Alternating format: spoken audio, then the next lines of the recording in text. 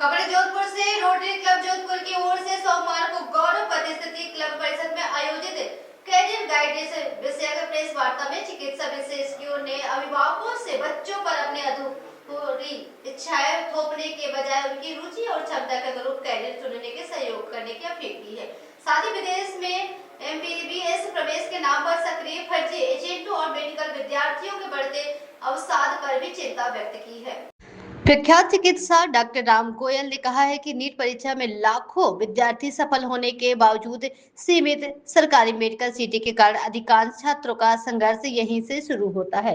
कई विद्यार्थी करोड़ों रुपए खर्च करके विदेश में MBBS करने चले जाते हैं, लेकिन भारत लौटने पर FMG परीक्षा में कम सफलता दर के कारण उनका भविष्य संकट में पड़ जाता है।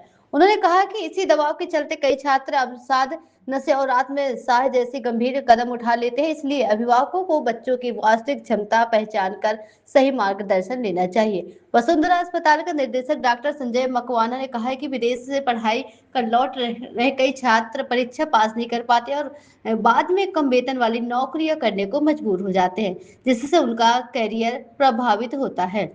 इंडियन मेडिकल एसोसिएशन IMA के अध्यक्ष डॉक्टर सिद्धार्थ लोधा ने कहा है कि सफलता का मतलब केवल डॉक्टर बनना नहीं है। प्रत्येक बच्चे में अलग अलग प्रतिभा होती है और अभिभावक को उसे पहचानना चाहिए। उन्होंने विद्यार्थियों से अपील की है कि वे विदेश में प्रवेश दिलाने का झांसा देने वाले एजेंटों के बहकावे में न आए और किसी भी निर्णय से पहले विशेषज्ञों की सलाह अवश्य ले।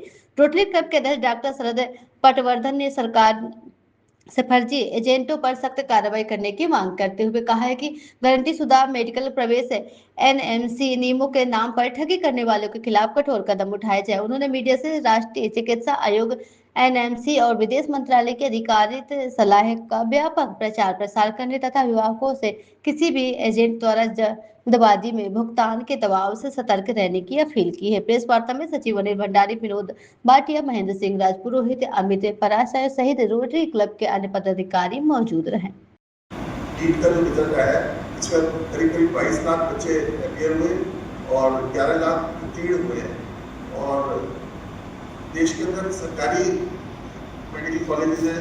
राजस्थान में जैसे 6 सरकारी मेडिकल कॉलेजेस हैं, जैसे जोधपुर, कोटा, अजमेर, बीकानेर, जयपुर, उदयपुर। उसके बाद गत 10 वर्षों से सरकार ने ट्रस्ट के हॉस्पिटल स्टार्ट किए, जो कि सरकारी ट्रस्ट है, 100% ओन बाय द गवर्नमेंट, और उनकी फीस जो है 8 लाख रुपए से लेकर साल की है। तो बच्चा जब 5 साल में पढ़ के निकलता है तो करीब 40 लाख रुपए खर्च करता है। तीसरे प्राइवेट मेडिकल कॉलेजेस हैं, जैसे हमारे जोधपुर में जीत है, उदयपुर में गिरदावरी है, जितने भी हैं उनमें राजस्थान के जो बच्चे हैं उनकी 24 लाख फीस है और राजस्थान से बाहर के बच्चों की 30 लाख फीस है। तो बच्चा जब पास करके निकलता है तो 1 से सवा करोड़ रुपये खर्च करता है। जो जगह नीट के अंदर सरकारी हॉस्पिटल में नहीं आ पाते, वो फिर क्या है कि प्राइवेट में जाने की कोशिश करते हैं। कई जगह फीस ज़्यादा होने के कारण बाहर विदेशी मेडिकल कॉलेजेस में जाने की कोशिश करते हैं और बाहर के अंदर जब वो वहाँ से करके आते हैं 5 साल बाद, तो एक उनको एग्ज़ाम देना पड़ता है FMG, और वो ये लोग उत्तीर्ण नहीं कर पाते।